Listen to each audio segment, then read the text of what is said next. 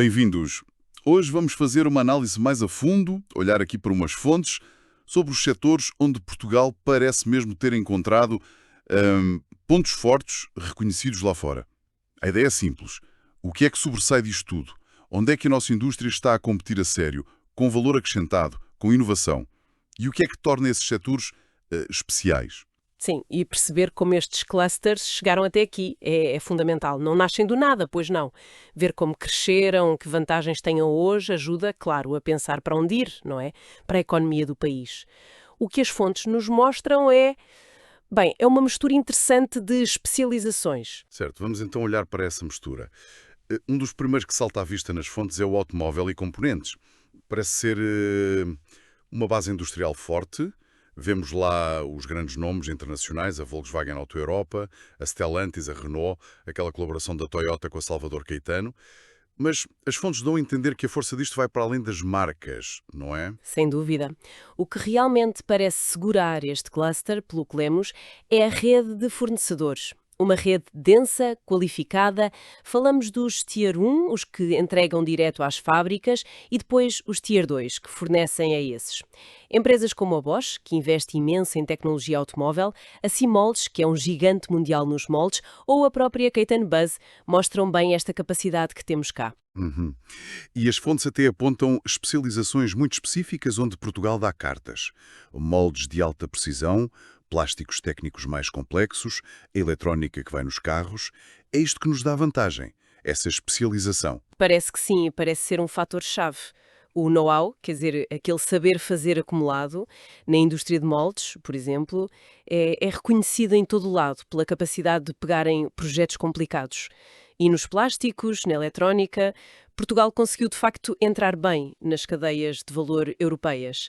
Mas se calhar o ponto mais estratégico que as fontes realçam é a adaptação, a capacidade de mudar. Estás a falar de eletrificação? Do setor automóvel, pronto, desenvolvimento e produção de baterias, componentes para os elétricos, postos de carregamento e até veículos completos, como os autocarros elétricos e a hidrogénio da Caetano Bush.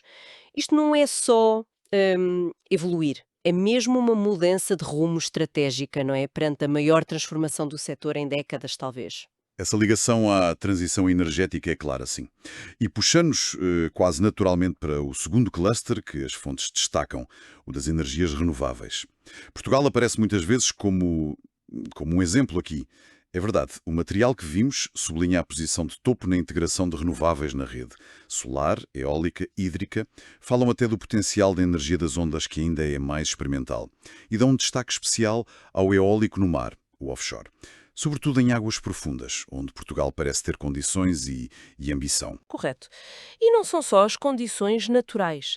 As fontes indicam que há uma aposta contínua, tanto a nível político como das empresas.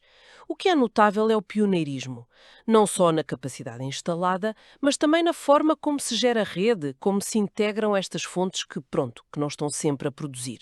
E o hidrogênio verde. O material que analisamos fala disso como uma nova fronteira, não é? Exatamente. Há vários projetos a andar para produzir hidrogénio verde usando a eletricidade das renováveis. Uns pensados para grande escala, para a indústria ou a exportar, outros mais distribuídos. Isto coloca Portugal numa posição interessante para explorar caminhos de maior autonomia energética e, quem sabe, até vender energia limpa ou produtos derivados. Levanta questões estratégicas importantes, sem dúvida. Ok. Avançando na análise, encontramos um setor que, se calhar, o público em geral não conhece tão bem, mas que as fontes dizem ser de alto valor. A aeronáutica, espacial e defesa. Surgem nomes como a OGMA, com a ligação à Embraer, na manutenção e fábrica de peças para aviões, a Tekever, que ficou conhecida pelos drones, ou a Critical Software, que tem fama pelo software super fiável para missões críticas, até no espaço. A integração em cadeias de valor globais parece ser aqui um ponto forte. É fundamental. As empresas portuguesas neste setor conseguiram tornar-se fornecedoras de componentes e serviços para gigantes como a Airbus, a Embraer. Isso mostra que conseguem cumprir requisitos muito exigentes de qualidade, de certificação. É um domínio com muito potencial tecnológico. E o parte espacial, especificamente? As fontes falam de nanosatélites, software, sensores. Parece quase ficção científica. Mas não é, é uma realidade que está a crescer. O material que analisamos indica que Portugal tem vindo a ganhar competências importantes no desenho, construção e operação de satélites pequenos, no software para controlar e processar os dados que vêm do espaço e em sensores para várias coisas. Está a formar-se um ecossistema com capacidade para gerar tecnologia muito avançada e com potencial para vender lá para fora. Essa capacidade de integrar tecnologia avançada parece ser um fio condutor. E isso leva-nos a outro cluster que não dá para ignorar nas fontes: tecnologias de informação e software. Lisboa e Porto aparecem como centros muito dinâmicos. Sim, escrevem um ecossistema cheio de vida, com muitas startups, centros de investigação, incubadoras. Mas também se destaca a capacidade de atrair as grandes multinacionais. Nomes como Google, Microsoft, Bosch, Siemens escolheram Portugal para instalar centros tecnológicos que, muitas vezes, trabalham para o mundo todo. Pois, e o que é interessante notar, segundo as fontes, é a concentração de talento que se conseguiu criar e atrair. E não é só quantidade, é também especialização em áreas que são reconhecidas internacionalmente. Que tipo de especializações é que se destacam mais? O material aponta para áreas como a cibersegurança, onde há um grupo interessante de empresas e centros de investigação, a inteligência artificial aplicada a várias áreas, as fintech, que inovam nos serviços financeiros, pronto, tecnologia para as finanças, e até a GovTech, que é tecnologia para modernizar o Estado. Há uma massa crítica interessante a surgir nestes nichos. Percebo. Da alta tecnologia, passamos agora a setores com uma história industrial longa em Portugal, mas que as fontes dizem que se transformaram muito. Têxtil, moda e calçado técnico. O que é que mudou aqui? A palavra que salta à vista é reconversão. Parece que o foco deixou de ser produzir muito e barato para passar a ser têxteis com características técnicas, materiais sustentáveis, produtos funcionais. Fala-se de aplicações na saúde, no desporto, proteção, até peças para carros. Exato. A indústria têxtil e de vestuário portuguesa, pela análise que fizemos, soube investir em inovação, em design, em sustentabilidade para se diferenciar lá fora. A luta já não é só pelo preço, mas pela qualidade, pela flexibilidade, pela capacidade de fazer coisas complexas e com mais valor. E o calçado? Seguiu um caminho parecido. Sim, o calçado português é apresentado como um caso de sucesso de reposicionamento. Conseguiu afirmar-se num segmento de mercado de maior valor, juntando um design que é apreciado lá fora, com inovação constante nos materiais, nas formas de produzir. É um bom exemplo de como um setor tradicional pode abraçar a modernidade. E há um aspecto crucial que as fontes destacam: a capacidade de resposta rápida, o chamado fast supply. O que é que isso quer dizer na prática? Significa conseguir produzir e entregar coleções ou séries pequenas muito depressa. Adaptar-se rapidamente ao que o mercado quer. No mundo da moda que muda tão depressa, essa agilidade é uma vantagem competitiva enorme. Esta agilidade é interessante.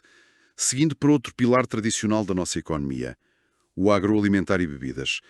Aqui, imagino que o vinho tenha um peso especial. Sem dúvida. As fontes referem o vinho de Porto, claro, os vinhos do Douro, Alentejo, vinhos verdes, produtos e regiões com uma imagem e reputação fortes lá fora. Mas o setor é mais vasto, inclui outros produtos importantes: as conservas de peixe de qualidade, o azeite, a cortiça.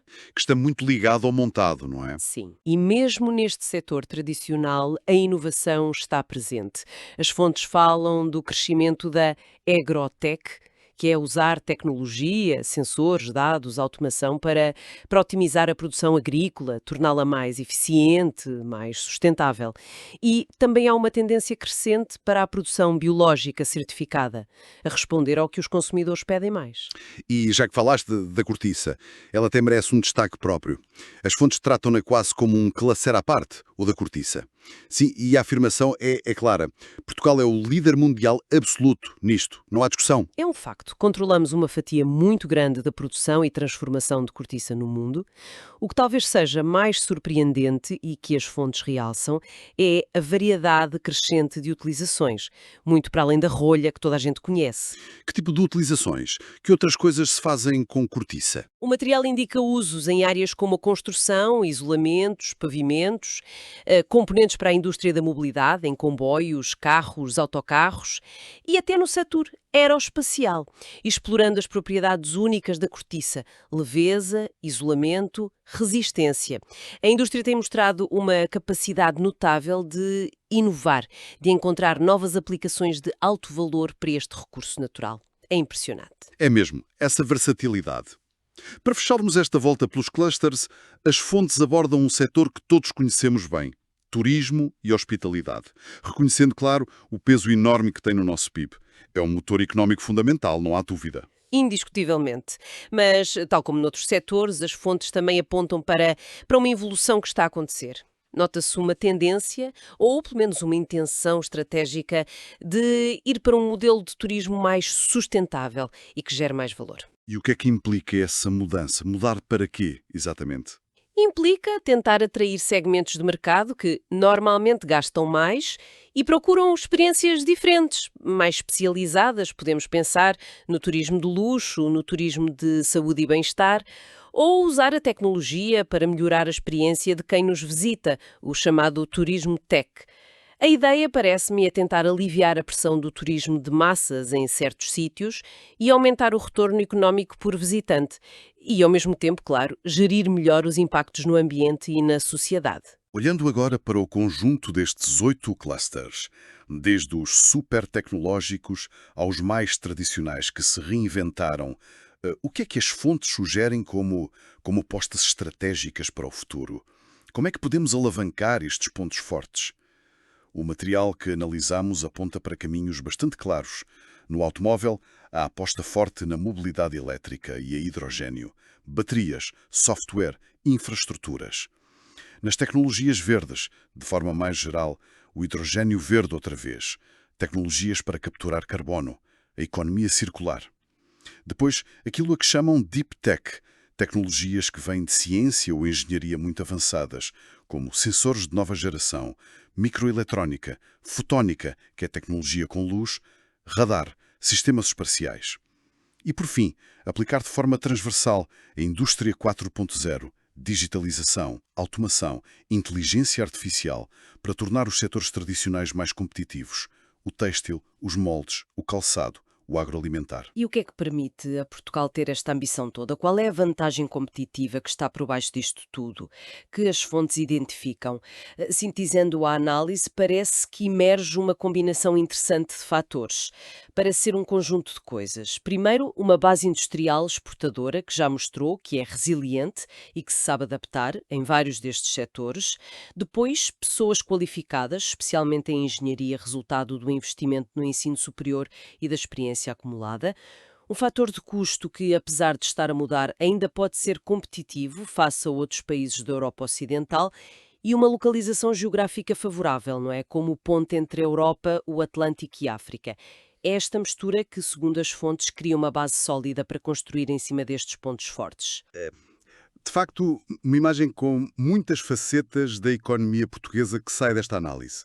Uma diversidade e uma especialização que às vezes contrasta com visões mais simples. Desde setores com raízes de séculos, como a cortiça ou o vinho, até à vanguarda tecnológica no espaço ou nos materiais avançados para o têxtil. É interessante. Exatamente. E ao olharmos para esta diversidade toda, cortiça, espaço, software, têxteis técnicos, automóvel, renováveis, surge uma reflexão final inspirada no que vimos, mas talvez a ir um pouco mais além. Qual será o verdadeiro potencial se conseguirmos ligar ainda mais, criar mais sinergias entre estes setores todos? Que inovações realmente disruptivas podiam surgir desta polinização cruzada de conhecimento e tecnologia? Imagine-se, por exemplo, pegar na inteligência artificial do fintech e aplicá-la para otimizar as cadeias de logística do têxtil, ou usar materiais compósitos da aeronáutica no calçado desportivo.